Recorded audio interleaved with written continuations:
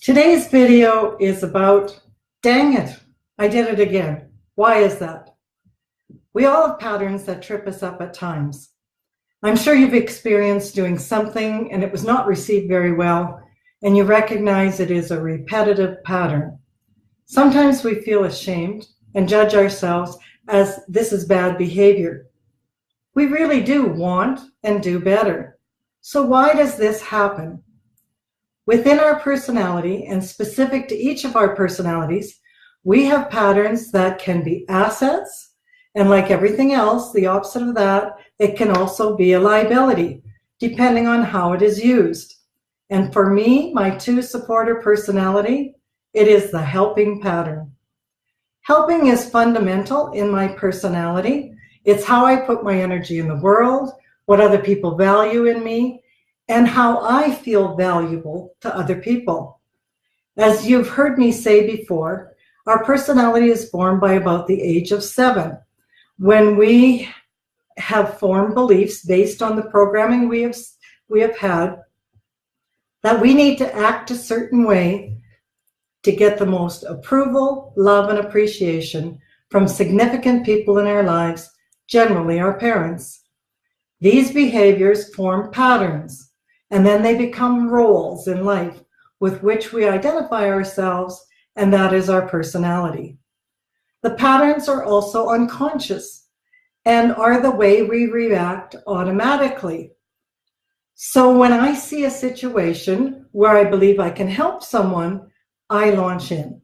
And that can be received well in some cases, or it can be seen as intrusive and unwelcome to other people, and sometimes crossing boundaries. This is my trap. If I can catch the pattern with awareness, then I can slow it down, stop it, or ask permission before I offer helping. If I am unaware, there's a big whoosh of energy, and I react before I access my logical brain. This week I decided I'm going to work on this pattern that has been resurfacing again. All patterns relate to other patterns. So I recognize in my driving that I tend to drive to the maximum amount of the speed limit, and I can zip in front of other cars with a minimum amount of space instead of using a more relaxed way with more patience and probably being more courteous. How this relates is how I respond to my other patterns. I am slowing things down consciously instead of reacting instantly. Already I'm feeling a difference in awareness in all parts of my life. Each personality struggles with some of their patterns that may sabotage them in their relationship. So here are some of the traps of the other personalities. 1, perfectors. They create rules for themselves, so they never make mistakes, and they never can be seen as wrong and always are seen right. They create rules for other people to follow these rules, and this is where issues occur, when their expectations are not met. The 3, achiever personality. Their competitive nature helps them to be successful, achieve, reach goals. And they like to share their successes when they have achieved. Some can see this as being inspiring, and others can see this as being bragging. When they share, I just bought a new BMW, or a brand new house, or look at my new Rolex watch, or my expensive clothes. And this can end up having them being shut out by other people. 4, expressors are very expressive in order to be understood.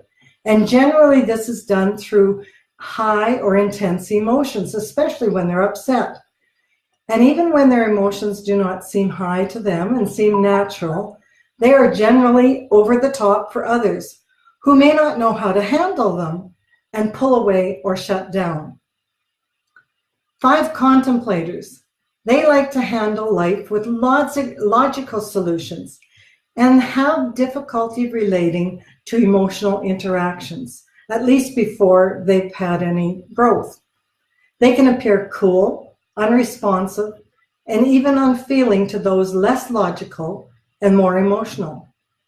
Others' intensities can shut them down and cause them to pull away. 6 questioners are hyper-vigilant, watching and expecting the negative of what might happen so that they can react quickly, giving them a sense of security. However, continually seeing the glass as half full can be perceived as pessimistic to others.